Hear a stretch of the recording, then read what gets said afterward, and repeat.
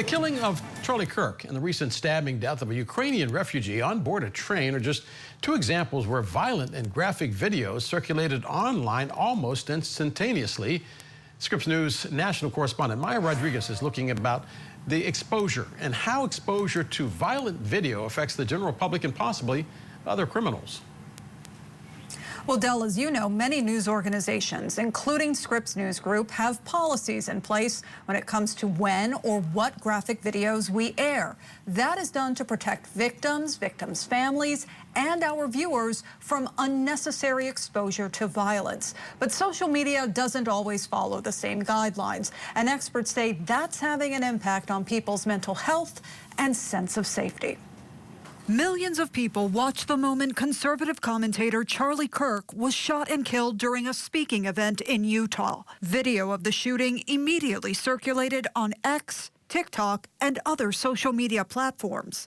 Easy access to violent videos on computers and phones is leading to chronic stress in Americans, according to clinical psychologist and trauma expert Dr. Robin Koslowitz. You're scrolling TikTok, and all of a sudden an image just hits you between the eyes, and that's terrifying. Koslowitz says watching a shooting or attack online is traumatic, even if you weren't directly involved. The part of our brain that mediates our stress and trauma response doesn't really know the difference between something happening miles away and something happening right in front of you, because you're actually looking at something. It looks like it's happening right in front of you. Criminologist Dr. Alex Del Carmen says these videos can potentially provide online inspiration to someone looking to commit a crime.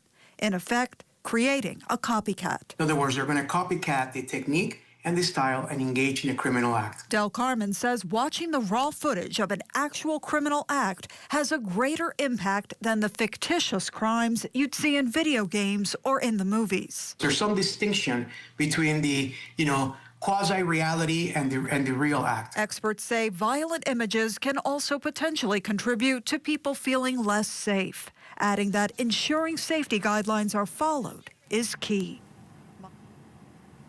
If you're struggling with how to deal with seeing violent images online, experts have a few tips. The first is to take regular breaks from social media. Experts also suggest reading news updates, not just watching videos. And for parents, make sure you are using the parental controls on your children's devices. Del? Maya, I was just thinking about how baby boomers would react if they were watching a rom-com, for instance, on cable, and then these images came up. That's sort of what happens on social media. What does the research tell us about exposure to violence online and what it can do to our physical and also our mental health? Well, one study from the National Academy of Sciences looked at what happened after the Boston Marathon bombings. And what they found is that the more hours people were exposed to news sites, videos, and images about it, the more stress they felt. The study's authors pointed out you shouldn't avoid the news altogether. However, they suggested monitoring your social media exposure, avoid doom scrolling, and not spreading graphic images online. Del? This one spread even as we were sitting on the air. Our national correspondent, Maya Rodriguez. Maya, thank you very much.